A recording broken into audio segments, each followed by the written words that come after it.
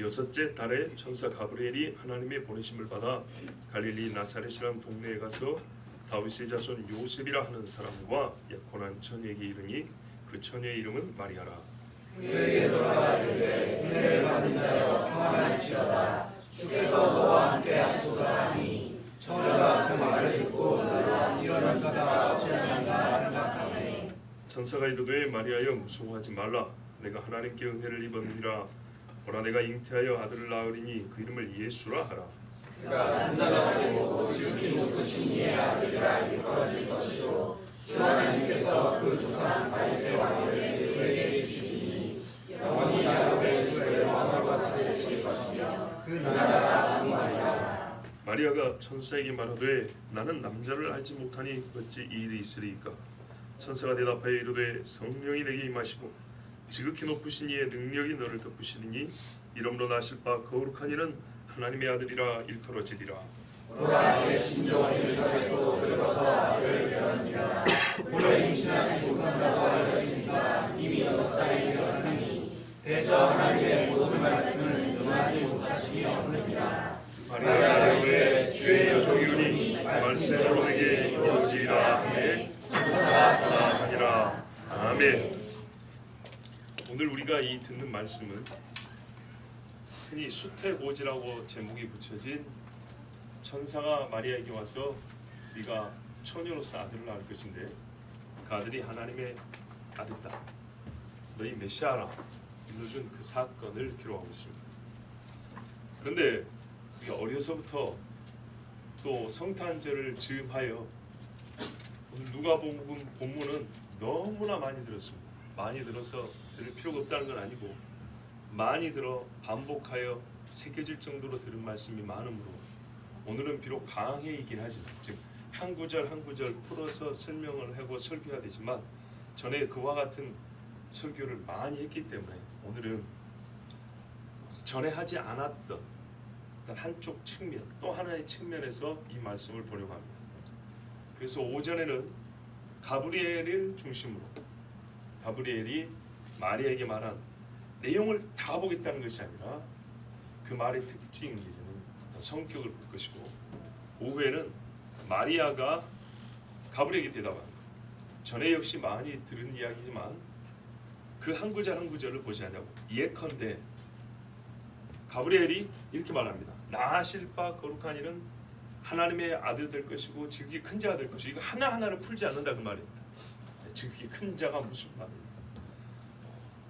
거룩한 이라는 말을 하겠지만 거룩이 무엇이야? 지금 거룩을 말하는 주제 그런 설교는 아니단 말이죠. 그래서 가브리엘이 하나님께로 받아 사람에게 전달하는 이 말, 천사가 하나님께 받아 사람에게 전달하는 이 말, 이 자체가 참 귀하고 놀라운 사건이거든요. 여기에 좀 집중하겠다는 거예요. 한편은 사람이 하나님께 보냄받은 천사에게 대답을 하고 있단 말이죠. 근데 의외로 짧아요. 사건은 엄청나게 큰데 대답은 굉장히 짧아요. 예, 그 대답에 담겨진 우리가 배워야 하고 깨달아야 될 마리아의 속사람에 대하여 전에는 이렇게 말씀드렸어요. 그가 하나님의 말씀을 듣고 대저 여호와의 말씀에 능치 못하심이 없다는 이 말씀에 바로 아멘했다. 굉장히 탁월한 신앙이죠. 하나님 말씀에 아멘했으니까요. 그 외에 또 다른 측면에서의 아멘의 그 놀라움, 그 복됨에 대하여 오후에는 그렇게 나눠듣도록 하겠습니다. 자, 줄거리도 여러분 다 잘 아십니다. 가브리엘이 하나님의 보내심을 받아 갈릴리 나사렛이라는 동네에 왔습니다. 시간 6째 달, 장소 갈릴리 나사렛. 전혀 유명하지 않은 동네고 이방의 갈릴리라고 얘기했어요. 왜냐하면 이방과 가까웠고 실제로 예루살렘에 비교하자면 너무나 이방적이었기 때문에 천사가 나타나리라고 생각되지 않는 곳, 무슨 베데스다 연못에 와서 이렇게 동하고 가야지 그렇지 않은 곳에 천사가 왔어요. 하나님은 거기도 보냅니다. 요즘에도 스탄적인 하나님이 많이 천사를 보내시죠. 사람, 다윗의 자손 요셉이라 하는 사람과 약혼이 아니라 정혼입니다. 예, 약혼은 파혼이 돼도 이혼이 아니지만 정혼은 파혼하면 이혼입니다. 완전히 다른 겁니다. 이거는 정말 잘못된 번역이라고 그랬어요. 요셉이라는 하는 남자와 정혼한 한 처녀 특정이 되었습니다. 시간, 장소, 사람. 그리고 왜 보냈는지도 이제 좀 있으면 나타납니다. 여기서 우리 하나 볼 거는 하나님은 예나 지금이나 매우 중요한 일. 하나님이 반드시 사람에게 한 치의 오차도 없이 전하고 싶은 말씀이 있을 때는 천사를 보냅니다. 그리고 어떤 의미에서는 즉각 대답을 얻기 위하여서 천사를 보냅니다. 하나님이 사람도 보냅니다. 근데 우리가 경험상 사람을 보내면 많이 미룹니다. 좀 생각해 볼게요. 며칠만 말미를 주세요. 이게 사람이 왔을 때 이야기입니다. 근데 천사가 왔을 때는요, 성경 전체를 보세요. 그런 일이 거의 없습니다. 거의 없습니다.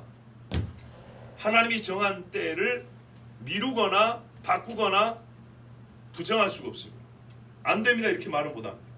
하여튼 약하여 말하면 진짜 중요한 일, 내용의 전달이나 시간에 있어서나 방식에 있어서나 모든 면에 있어서 사람의 어떤 소위 융통성을 허용할 수가 없는 일, 이게 하나님께서 천사를 보내실 때 대개 성격상 보면 그런 일들입니다. 지금도 하나님이 천사를 보내실까요? 안 보내실까요? 보냅니다. 그래서 조심해야 됩니다. 광명의 천사로 가장한 이들도 있으니 확실하게 여러분 분별할 수 있어야 합니다. 그 분별은 성경을 부지런히 읽으면 나오는 거로, 제가 이 한 절을 갖고 열흘을 설교하면 어떻게 분별할까 또 한 시간 하겠지만 그럴 수는 없는 것이니까 여러분 그거는 각자 기도하고 성경과 그동안에 들은 말씀 통해서 분별하시면 됩니다. 자, 분명한 하나님 천사를 보냅니다. 상대가 누구냐 했더니 26절 27절에 정보가 다 들어있는데요, 이 말을 굳이 일러준 거는 그냥 마리아라 이름하는 처녀, 이름은 좋은데 여러분 엘리야도 있잖아요. 엘리야도 족보가 없어요. 그죠? 그냥 디셉 사람 엘리야 이러고 끝이에요. 그런데 마리아에 대해서는 그에 비하면 너무 자세합니다. 어떤 의미에서 하나님께서 보낸 목적이 이 알려준 정보와 다 상관이 있다는 겁니다. 자, 하나님이 자기 아들 이 땅에 보내시려고 지금 천사를 보냈어요. 그런데 여기 알려준 정보에 의하면 어울리는 것이 딱 한 가지밖에 없잖아요. 다윗의 집 사람이라는 거. 그거 외에는 안 맞아요. 나중에 사람들이 뭐라 했어요? 무슨 나사렛에서 선한 것이 나냐 그랬죠. 그리고 이방 사람들 가까이 있던 갈릴리, 시돈, 두로 그 근방이란 말이죠. 그래서 무시했죠. 갈릴리에서 온 자들. 성경에 그런 표현 많이 있죠. 또 사생자거나 육신의 아들이 아니냐 라고 이렇게 말했어요. 예수님이 이 땅에 오셨을 때 도움이 될 만한 조건이 하나도 없어요. 딱 한 가지, 다윗의 집에서 왔다. 그런데 여러분, 다윗의 집에 자식이 몇 명인데요? 예? 이 집안에서 난 자식이 지금 얼마나 많은데 이거 갖고는 예수님이 메시아라는 특정된 증거가 될 수가 없어요. 전부 다가 불리한 것입니다. 자, 이 불리한 사실 마리아도 알까요? 모를까요? 압니다. 그런데 말입니다, 이 모든 불리한 조건과 상황을 하나님이 아시면서도 그냥 있는 대로 말하면 무시했다는 얘기입니다. 하나님이 하신 일은 이것들이 아무 상관이 없게 됩니다. 그러므로 우리가 하나님의 일을 받아들일 때 때로요, 이렇게 열거할 게 많지만은 이게 이제 마리아에게서 분명히 드러나는데, 하나님이 하신다 그러면 기존에 있던 모든 불리한 조건, 안 되는 조건들이 없어진다는 것을 우리가 아셔야 합니다. 하나님은 이 많은 조건들을 말하는 것이 뭐냐면, 그래서 내가 정했다는 겁니다. 그래서 내가 나사렛 살게 했고, 그래서 이 여자라는 겁니다. 모든 불리한 조건들, 영적인 상황도 그렇습니다. 이 땅에 메시아가 오셔가지고 메시아가 영접받기에는 최악의 상황입니다. 그런데 하나님이 메시아를 보냈습니다. 그리고 우리 인간적 표현을 좀 써볼까요? 세상을 뚫어버렸습니다. 예수님을 막을 장벽만 쳐져 있는 이 세상에 하나님이 벽을 뚫어버렸다고요. 예수 믿는 사람이 나오겠다고요. 예수 십자가에서 우는 사람이 나오겠고, 예수를 말미암아 구원받은 사람이 나오겠다고요. 하나님 그렇게 일을 하십니다. 가브리엘이 마리아에게 갔습니다. 인사를 합니다. 여러분, 인사 참 중요합니다. 천사도 인사합니다. 거짓말인가요? 다니엘에게 가지고 천사가 뭐라 하던가요? 하나님의 은총을 받은 자여 그러지 않던가요? 예. 기도원에게는요 큰 용사여 그러지 않던가요? 자, 은혜를 받은 자여 평안할지어다 주께서 너와 함께 하시도다. 이건 여러분 오늘 전달할 내용이 아닙니다. 이거는 정말로요 인격과 인격이 만났다는 이 만남의 현장에서 이런 그냥 이게 만남이에요. 인격과 인격이 만날 때는 이런 일이 있어요. 이게 만남이에요. 뭐 설명할 필요 없어요. 은혜를 받은 자여 평안할지어다 주께서 너와 함께 하시도다. 여러분 천사가 이 땅에 올 때 하나님이 보냈다고 분명히 했는데 할 말을 담아줬을까요? 안 담았을까요? 담아줬겠죠. 어느 정도로 담아낸다고 생각하세요? 먼저 와서 은혜를 받은 자의 평안할지어다 주께서 너와 함께 오시도다 그렇게 말하고 그 다음에 걔가 분명히 이런 인사가 어찌함인가 하고 속으로 생각할 거야. 그때 다시 이렇게 말해. 두려워하지 말라 말이야 이렇게 하고 또 나는 처녀인데 어떻게 남자를 알지 못한데 아를 낳겠습니까? 이렇게 말하면 대저 여호와의 말씀에 능치 못하심이 없느니라 말해. 그러면 걔가 아멘 할 거야. 그리고 올라오면 돼. 하나님이 이렇게 하나하나 가르쳐 줄까요? 어떻게 알아요? 여러분이 하나님입니까? 성경에 그와 같은 예도 있습니다. 네가 이렇게 말하면 그가 이렇게 말할 것이니 너는 저렇게 대답하라. 이런 말씀도 있습니다. 그럴 수도 있죠. 그럴 수도 있는데 여러분 하나님이 우리에게 하시는 평상의 일을 보세요. 주제와 핵심 내용을 가르쳐 줍니다. 그리고 우리에게 이미 주신 신앙과 이미 주신 말씀의 지식과 우리에게 닦아주신 우리의 인격과 이 모든 또한 상황을 판단하는 지각을 활용해서 하나님의 본뜻을 어김없이 바르게 전달할 수 있게도 하십니다. 그 부분은 우리에게 허락된 부분이란 말이죠. 그랬을 때 여러분 천사가 아무리면 하나님께 축복받은 사람을 만났을 때 그저 와가지고 기계적으로 하나님이 하실 말씀이 있어 잘 들어 네가 곧 아를 낳을 거야 그게 됐어 다 했다 나는 그러고 갑니까? 그러지 않다 이거죠. 그렇게 말 때 천사의 말 중에 맨 앞에 거하고 맨 뒤에 거 대저 여호와의 말씀에 능치 못하심이 없느니라는 아마도 천사가 그가 알고 있는 하나님의 말씀의 사실 옛날에 창세기 기록된 거 천사도 알죠. 아니 그때 그 천사가 하나님과 같이 아브라함의 장막에 갔었잖아요. 그렇죠? 여러분 우리도 성경을 보고 인용을 하는데 천사가 하나님과 함께와 하나님의 하신 일을 모든 역사 속에서 보고 듣고 옆에 있었던 천사가 하나님 말씀 하나 인용 못하겠습니까? 그렇죠? 그래 봤을 때는 이 가운데 부분 말고 앞에 인사와 뒤에 성경의 인용은 천사가 그가 하나님께로 받은 은혜 그리고 하나님과 함께한 이게 천사가 하나의 신앙이죠. 그 신앙을 버리니까 마이가 된 거 아닙니까? 그 신앙에 근거하여 충분히 할 수 있는 이야기다. 예, 우리가 성화돼도 할 수 있는 이야기인데 그는 본래 죄를 짓지 아니하는데 얼마나 그 입에서 아름다운 말이 나오겠습니까? 그래서요 이게 광명의 천사인지 진짜 천사인지는 여러분 말도 가만 들어보면 앞뒤를 잘 들어보면 벌써 영적인 감이 달라요. 예, 평안하게 인사를 했습니다. 천사가 마리아에게 이렇게 인사를 하자 여러분 우리 같으면 어떻게 했어요? 당황이 되겠습니까? 안 되겠습니까? 내용은 좋아요. 은혜를 받은 자여 평안할지어다 주께서 너와 함께 하시도다. 기도원 가면 듣고 싶은 말이 이거 아닙니까? 근데 천사가 막상 이런 말씀을 할 때 천사는 분명히 거짓말 안 합니다. 사실이기 때문에 더 부끄럽고 더 당황스러운 거 있죠. 우리가 알고 있는데 굳이 천사가 와서 이렇게 일러줘 버리면 하나님 앞에 새삼 평상시 회개할 때는 기도 잘 안 하다가 이때는 매우 부끄러워서 가슴이 막 두근두근하고 혹시 하나님이 뭔 말씀을 하시려나 책망을 하시거나 또는 뭔가 명령을 내리시거나 둘 중에 하나를 했습니까? 그래서 우리가 긴장하게 됩니다. 그래서 처녀가 이 표현 참 중요하죠. 우리 말씀의 몇 절입니까? 29절이죠. 29절에 처녀가 그 말을 듣고 놀라. 여기서 마리아라 분명히 27절에 이름을 가르쳐 줘놓고도 처녀라고 한 것은 지금 이 주어질 내용이 처녀에게 감당이 어려운 이야기란 거죠. 앞에 평안할지어다 주께서 너와 함께 하신다는 분명히 사실이지만 이건 하나님은 능하신 분이기 때문에 이건 사실이고 하나님이 은혜를 주고 충분 맞는 것이지만 마리아 처녀가 듣기에는 이어질 말이 그의 평안과 은혜 받은 사실에 대하여 굉장히 의심스럽고 당혹스럽게 할 말씀이기 때문에 결론을 말해놓은 겁니다. 그냥 거짓말로 안심을 시킨 게 아니고 최종 상태를 미리 말해놓은 겁니다. 잠시 흔들릴 것입니다. 그러나 반드시 하나님의 은혜 가운데 있다는 걸 깨달을 것입니다. 여러분, 모세가 처음에 하나님 앞에 부름받았을 때 얼마나 당황했습니까? 부를 사람을 부르십시오, 그러지 않았습니까? 그런데 모세가 그 이후 40년을 보세요. 흔들렸습니까? 불안했습니까? 두려워했습니까? 한 번도 그런 적이 없죠. 예, 그렇습니다.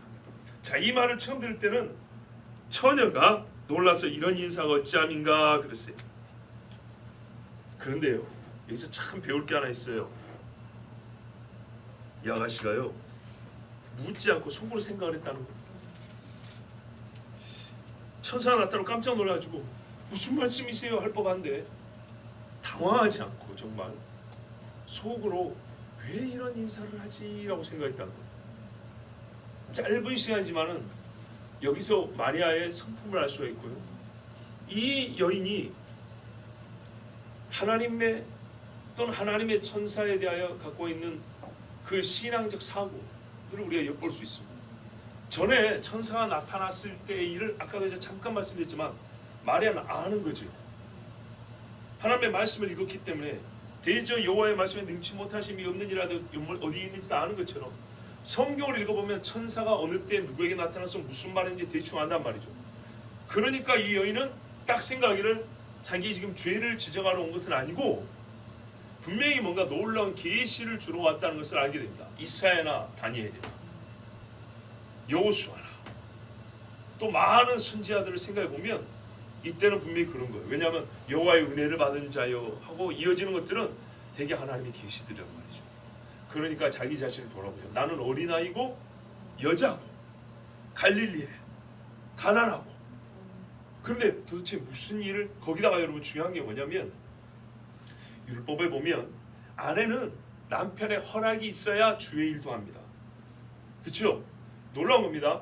여인이 하나님께 서약을 서원을 했어도 혼인 전에는 아버지의 허락이 있어야 하는 것이고 혼인 후에는 남편의 허락이 있어야 한다고 그랬어요. 엄밀하게 말하면 본인이 서원을 했어도 아버지가 취소하면 취소되는 거고 남편이 취소하면 취소된다, 그 말입니다. 그런데 이 여인은 지금 어떻게 해요? 혼인 상태입니다. 그래서 약혼과 정혼은 하늘과 땅 차이라는 겁니다. 혼인 상태인데 하나님께서 여인이 나에게 무엇을 분부하실 때 이것은 남편과도 직결된 문제가 됩니다. 그렇죠? 우리가 아마 다음 2장에서 배우게 될 것이지만 하나님이 얼마나 감사하냐면요, 요셉에도 그래 나타납니다. 약혼자만 나타나지 않습니다. 정혼자 남편이기 때문에 나타납니다. 그래서 뭔 일을 하시죠? 압축하고 압축해서 한 말씀 해드릴까요? 가정을 지켜주셨습니다. 그렇죠? 우리가 이게 하나님 말씀의 모순처럼 느껴져요. 왜? 남녀가 결합하여 자식을 낳는 것이 하나님의 창조 법칙이에요. 그런데 하나님이 지금 창조 법칙을 깨는 것 같지요? 그런데 그렇지 않다 이 말입니다. 남녀가 결합하여 혼인을 하고 혼인 사이에서 아이가 낳는 겁니다. 그리고 혼인된 집 안에서 아이가 길러져야 되는 겁니다. 이게 하나님의 은혜입니다. 이게 하나님의 법이라고요. 하나님이요, 요셉과 마리아의 집을 지켜주시면서 또한 하나님의 아들은요, 육신의 혈통을 따르지 아니하고 육신의 아버지 즉 죄의 뿌리로부터 오지 아니하지만 또 육신으로 와야 된단 말이죠. 이게 구속의 법칙이에요. 창조의 법칙과 구속의 법칙이 두 가지가 다 은혜 안에서 하나 될 수 있도록 하나님이 그렇게 해주셨어요. 자, 즉 남편의 허락을 받으며 남편이 보호하며 남편이 인정하며 이렇게 해서 예수님이 요셉과 마리아의 아들로서 살게 해주신 겁니다. 얼마나 감사한지 몰라요. 자, 이런 인사가 어찌함인가? 내 자격 없음. 분명히 하나님이 특별한 일을 말씀하실 것 같은데 아직 듣지는 않았지만 나에게 뭔가 기적, 이 세상 사람들이 감당하지 못할 말이 됐든 일이 됐든 진짜 엄청난 일이 벌어질 것인데, 야, 왜 하필 나일까? 하필 나? 아니면 어째 하나님이 나를 부르셨을까? 두려움과 놀람과 감사, 아직 감사까지는 안 가지만 아주 굉장히 하여튼 당혹스럽습니다. 이때 천사가 말합니다. 마리아여 무서워하지 말라. 예, 그 생각의 이유는 두려움 때문에 감당하지 못한다. 내가 하나님께 은혜를 입었느니라. 아이고, 한 번 더 반복해 줍니다. 우리 같으면요 이렇게 말하겠죠. 너 무슨 생각하는지 알아. 이로 인해서 걱정되지. 그런데요 천사도요 참 말을 효율 줄 압니다. 우리 하나님 말씀을 반복하여 하십니다. 반복하여 하는데요. 왜 반복하여 할까요? 반복은 재밌지는 않습니다. 지루합니다. 그렇죠? 시간이 아깝다고 느낄 때가 있습니다. 내가 첫 번에 못 이해를 했으면 두 번 해주면 고맙지만 첫 번에 이해를 했는데 세 번, 네 번 반복하면 굉장히 듣기 힘듭니다.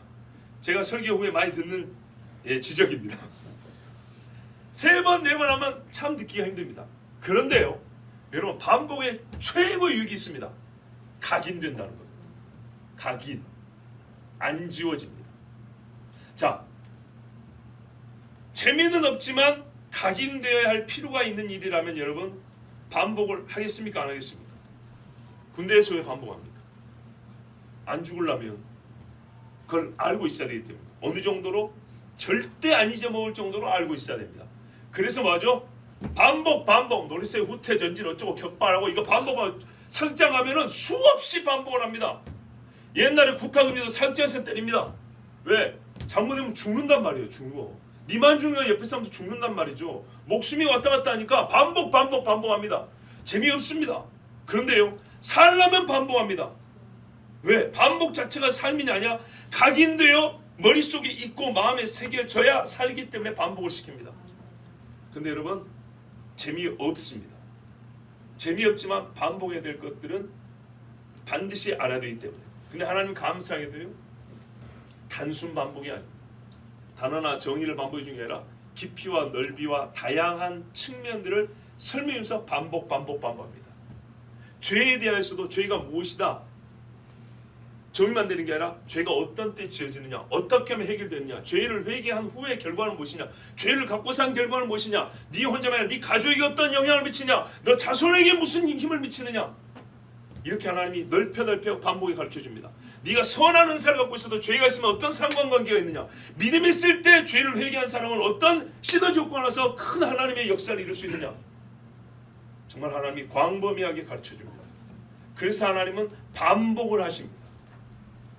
단순 구호만 반복해도 사람이 살 수 있는데 하나님은 내용과 깊이와 넓이와 높이를 더해가면서 반복하게 가르쳐줍니다. 오늘 이 자리에서도요 반복이 필요했어요. 천사는 마리아가 지금 무슨 생각하는지 대충 알아요. 그래서 두려워하지 말라 그랬어요. 그러나 또한 본인의 본분이 있습니다. 천사는 하나님이 아닙니다. 하나님이 아니기 때문에 자기 소위 받은 소임과 하나의 인격체로서 자기가 할 수 있는 말이 있지만 그러나 하나님이 주신 말의 범위를 넘어가지 않습니다. 여전히 결론을 말합니다. 네가 하나님께 은혜를 입었느니라 이렇게 말합니다. 최종적인 상태를 하나님이 책임질 거기 때문에 무슨 말이냐, 내가 이 사람에게 은혜의 말을 해줄 수 있지만은 그 일을 이루지는 못해요. 그렇죠? 천사에서 아무리 마리아에게 위로의 말을 하고 막 별의별 좋은 소리를 해도 그걸 이루어 줄 거냐? 천사는 이루어 줄 수가 없어요. 여러분 우리가 이루지 못할 말을 할 때 뭐라 실없는 사람, 거짓말쟁이 이렇게 말하죠. 하나님이 하실 일에 대하여 천사는요 내가 할 수 없는 일에 대해서는 스스로 자기가 위로하고 자기가 설명해주고 자기 말로서 마리아의 마음을 이렇게 따뜻거려 주지 않아요. 하나님이 하실 일로만. 왜? 하나님이 실제로 하실 것이고 하나님이 책임질 거기 때문에. 그래서 말합니다.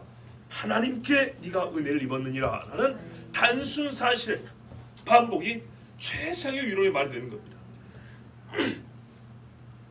자, 보라 내가 잉태하여 아들을 낳으리니 충격입니다. 그 이름을 예수라 하라. 천사가 잘못한 거 없습니다. 사자로서 할 말을 한 것이죠. 이 부분이 하나님이 주신 말씀입니다. 천사가 이름을 정하겠습니까? 천사가 누가 잉태할 것을 자기가 정하겠습니까? 이건 아니죠. 이건 하나님이 정하신. 그리고 하나님 주신 말씀을 진술하면서 명령도 전달합니다. 내가 아들을 낳을 것이라는 앞으로 일어날 일이고 이름을 이렇게 지어라는 명령입니다. 하나님이 두 가지를 말씀하신 겁니다. 하나는 내가 할 일이고 하나는 네가 할 일이다. 처녀가 아들을 낳는다고 합니다. 그리고 하나님이 이름까지 먼저 지어줬습니다. 여러분 우리가 이 땅에 살면서 이런 일이 있으면 정말 기가 막힐 일이죠. 피가 가다 서버릴 일이죠. 예수의 이름 예수와 여호와께서 구원하신다. 어디서 들은 말이냐 했더니 이사야 7장 14절에 나온 말씀입니다. 그러므로 주께서 친히 징조를 너에게 주실 것이라. 보라 처녀가 잉태하여 아들을 낳을 것이요 그의 이름을 임마누엘이라 하리라. 그래서 이렇게 말했구나. 은혜를 받은 자의 평안할지어다 주께서 너와 함께 하시도다. 임마누엘 얘기를 했단 말이에요. 근데 임마누엘의 뜻을 가진 이름이 예수아인데 실제로 임마누엘의 실체는 뭐냐? 여호와께서 우리를 구원하실 때 하나님이 우리와 함께 하신다고 되는 거죠. 이 두 가지는 절대 분리할 수가 없습니다. 그러면서 또 설명을 합니다. 예수가 무슨 일을 할 것이냐? 큰 자가 되고 지극히 높으신 이 아들이라 일컬어질 것이고 주 하나님께서 그 조상 다윗의 왕위를 그에게 주실 것이다. 자, 천사의 설명이요 너무 간단합니다. 아니 처녀한테 와갖고 아들을 낳는다고 말할 것 같으면 자세하게 얘기를 해줘야죠. 뭘 자세하게 해요? 예? 그렇지. 애가 생기면 네 몸에 나타날 변화부터 해가지고 아니 모든 거를 자세히 얘기해줘. 근데요 그런 이야기는 안 해줘. 그리스도에 관해서도요 하실 일에 대해 훤히 안 가르쳐줍니다. 오히려 나중에 시몬이 더 구체적입니다. 뭐라 그랬어요? 이 사람이 많은 사람을 의롭게 하기 위하여 죽을 것인데 네 가슴이 칼로 찢어지는 것 같이 아플 것이다. 이 노인이 한 예언이 훨씬 구체적이잖아요. 너무 추상적인 거 아니에요? 우리가 서로 기도할 때도 주여 이 집사님을 큰 자가 되게 하여 주시옵시고 어떻게 해서 큰 자가 된다는 얘기예요. 그러나 기도 시간에 그걸 다 할 수는 없죠. 그런데 마치 그런 식이에요. 아주 추상적이고요. 큼직큼직한 덩어리만 3개 던져주고 왔어요. 보세요. 큰 자가 되고 지극히 높으신 이의 아들이라 일컬을 것이고 주 하나님께서 그 조상 다윗의 왕위를 그에게 주시리라. 최종 상태만 말했어요. 최종 상태로 높음과 권세와 영광의 크기만 짐작해 줬을 뿐이에요. 그러나 여기서 이제 가장 결정적인 말은 뭐냐면 다윗의 왕위, 다윗의 보좌입니다. 이 말은요 거짓 선지자가 돈을 받고 해줄 수 있는 말이 아닙니다. 앞에 말은 여러분 큰 자는 이 땅의 사람에게도 누구에게나 붙여줄 수 있어요. 그렇지 않습니까? 우리가 반쪽짜리지만 피조물이라는 의미에서 여러분 하나님의 자녀입니다 말도 해줄 수 있어요. 구원받은 자로서 하나님의 자녀입니다는 온전하게 말도 해줄 수 있어요. 그런데요 다윗의 왕위를 이을 자는 특정된 오직 한 사람, 오직 한 사람. 이거는 참이거나 거짓이거나 둘 중에 하나예요. 100% 참이거나 100% 거짓이거나.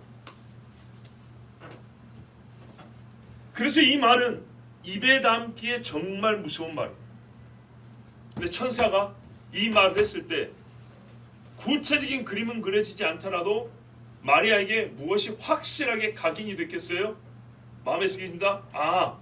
메시아를 보내시는구나. 근데 그 메시아를 나를 통하여 보내시는구나. 이사야 선지자를 통하여 하신 말씀이 이제 지금 나에게 성취되는구나. 분명히 알게 되겠죠. 그래요.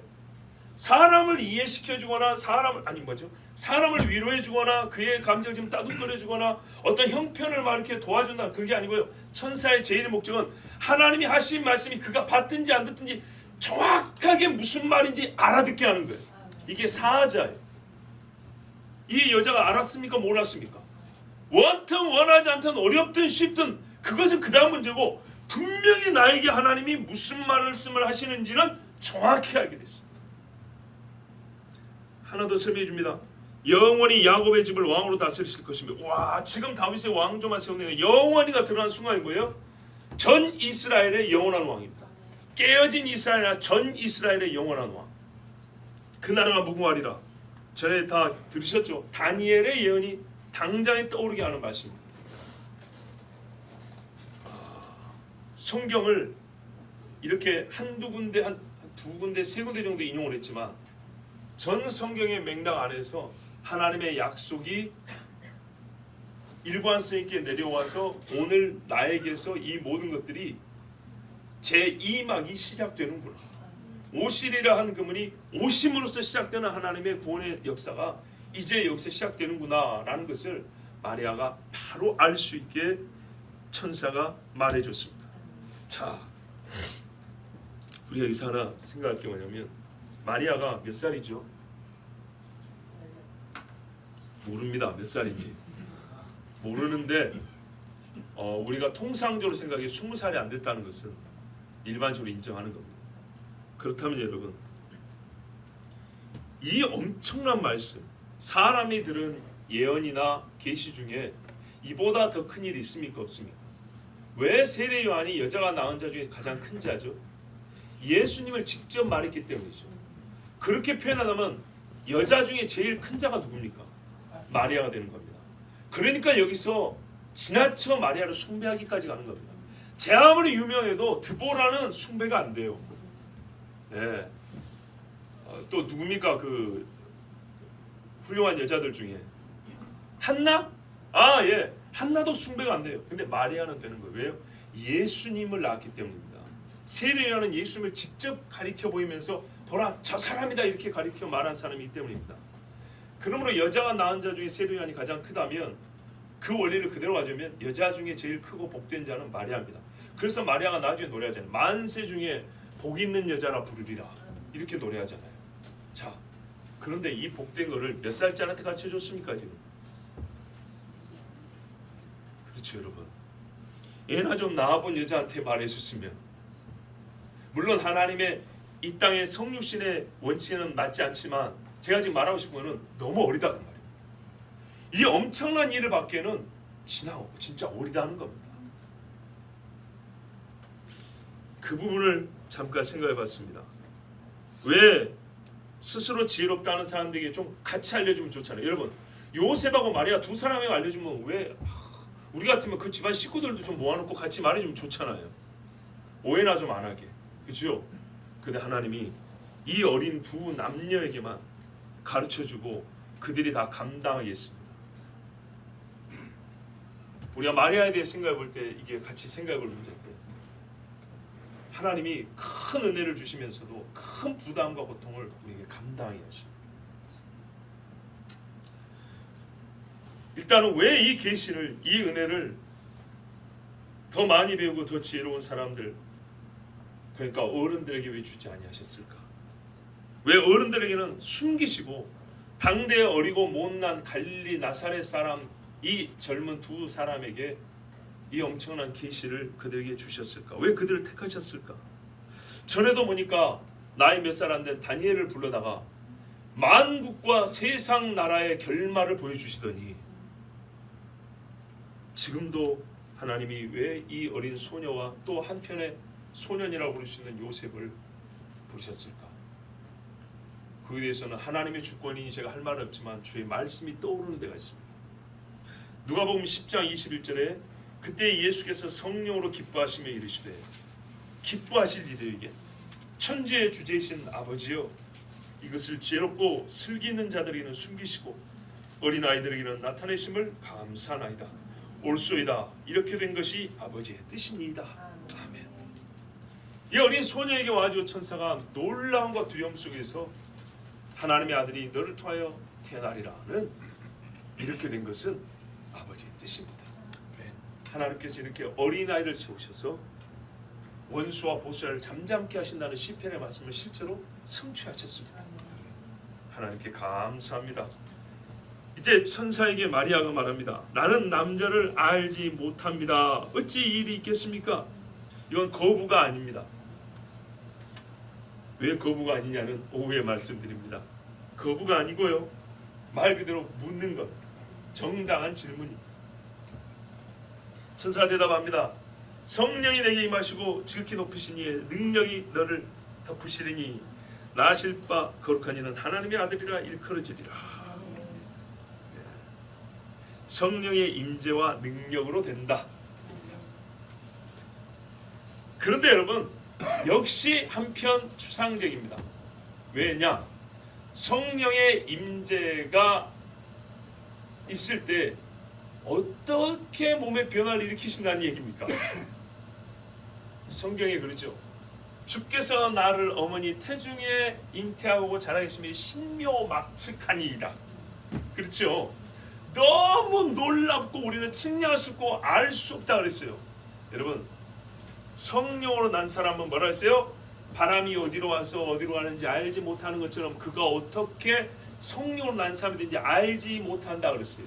그런데 그 성령으로 난 사람의 최초 우리 예수님이 할 것 같으면 몰라요. 그런데 분명한 것은 성령의 임재와 능력으로 된다는 겁니다. 이거는요 한편 계시면서 숨김입니다. 그 친족들에도 하나님이 지금 나타나서 말씀 안 하셨죠. 예, 하나님은 항상 스스로 드러내시면서 동시에 숨기십니다.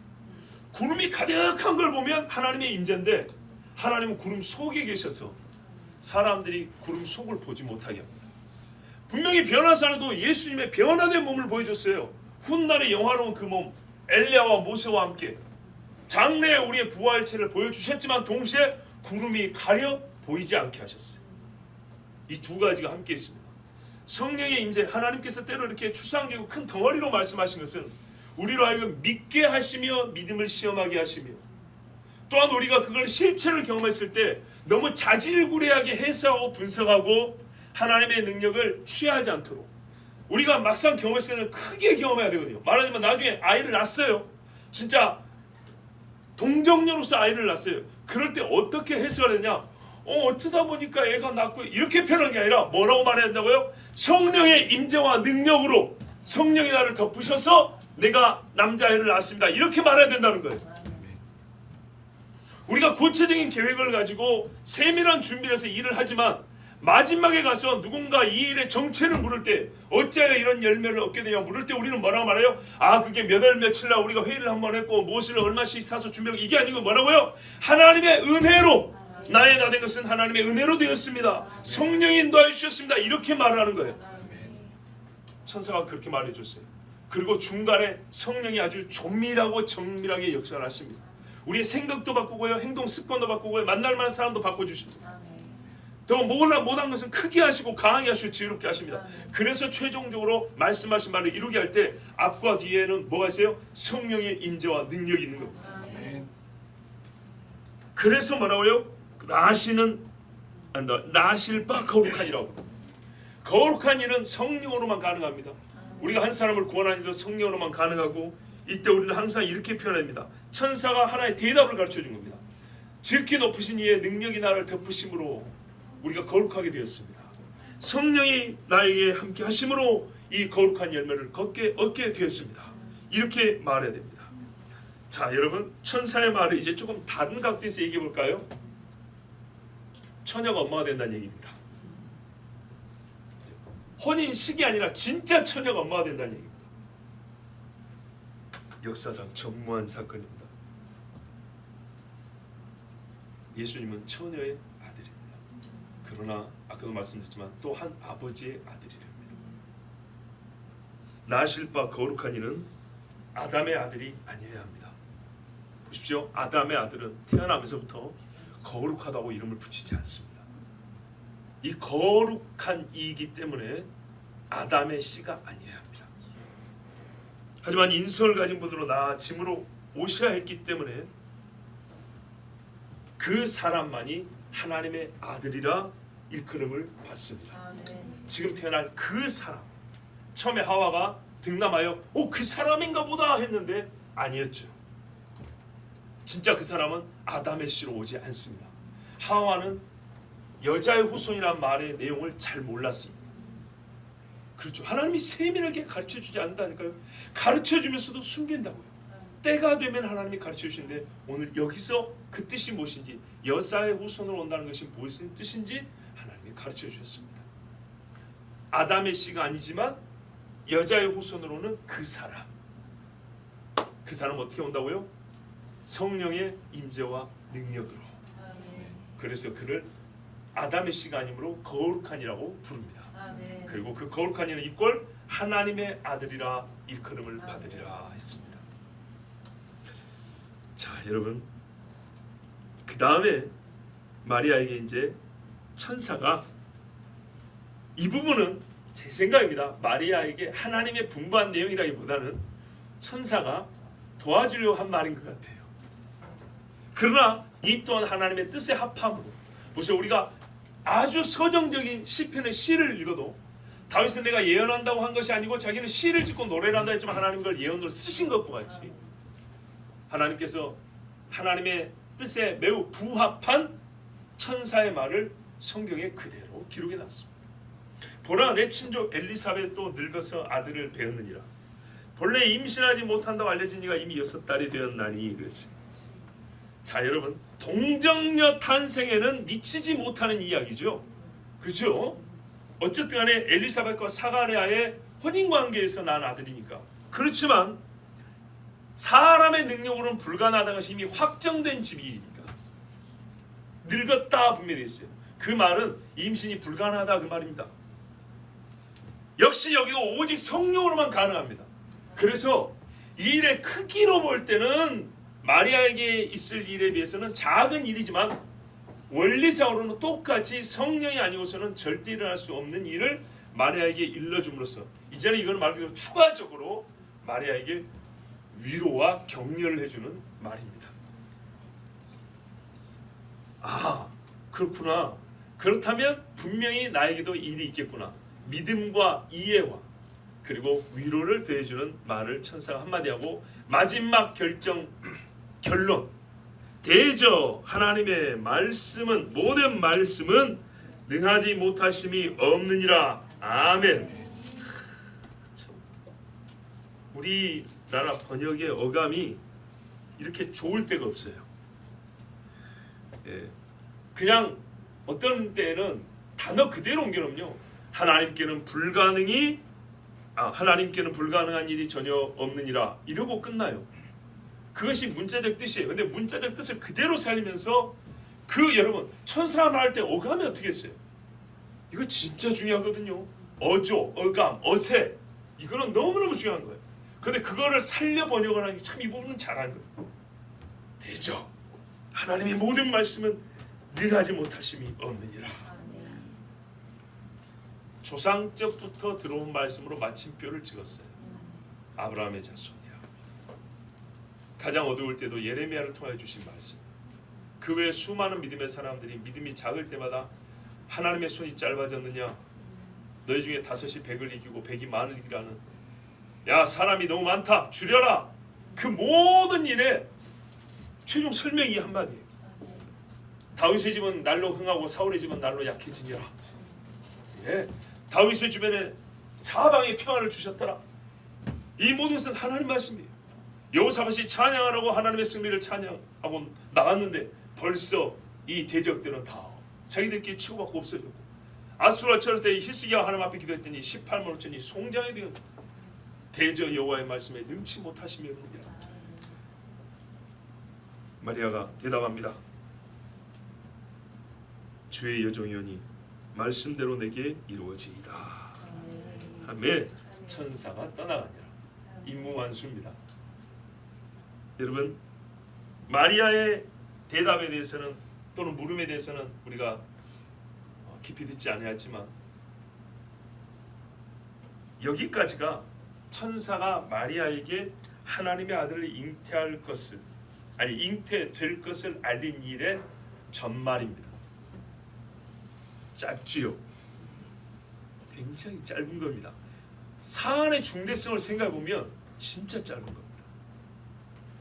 하나님이 직접 오셔갖고도 모세하고 얼마나 긴 시간을 해가지고, 그래가지고도 안 돼갖고 갈 때 죽인다고 나타났지 않았습니까? 그래가지고 자식들을 할례하고 포피를 던지니까 피난피라고 겨우 살렸잖아요. 바알람도 뭐라 했어요? 천사가 와서 너 헛소리하면 안 된다 그러고 가라 그랬죠. 근데 가다가 다시 천사가 또 와가지고 불칼 들고 너 시킨 말만 해야 돼 이랬죠. 복잡한 사람들이에요.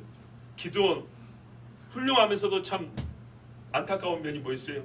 하나님을 시험하고 오죠. 그런데요, 그들이 한 일, 겪은 일보다 더 큰 일인데 대화가 이렇게 짧고 종결이 되었습니다. 2번 다시 이 일로 이야기하지 않을 정도로 완벽하게 마무리가 되었습니다. 이게 한편 놀랍습니다. 천사가 나타났다. 얼마나 대단한 일입니까? 그리고 천사가 내가 랍비들한테 들었고 할아버지 아버지한테 들었던 이야기가 사실한 것을 천사가 다시 증언으로서 들려줘 확인을 해줬습니다. 선지자들의 말을 그대로 다시 읽어 반복해 준 거예요. 우리 조상들이 귀로 듣고 입으로 전해온 것들이 다 사실이었고 하나님의 모든 말씀은 참이었구나. 그 놀라운 경험을 합니다. 여러분 지금 이 종이 설교하는 것을 만일에 말이죠 천사와 아주 똑같은 소리하면 여러분 얼마나 그 놀랍고 은혜가 되겠어요. 환상으로도 하나님이 그 변화산에 엘리야와 모세가 나타난 것처럼 진짜 모세가 나타나가지고 옛날의 신명기를 한 줄만 그대로 우리에게 읊어줘도 얼마나 큰 감동이 되겠어요.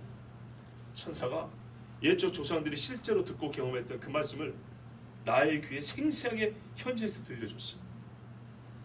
그리고 하나님의 신실하심과 능력에 대하여 증거하는데 하나 흠잡을 데가 없고 모순이 없어요. 너무 정확히 일치되는 거예요.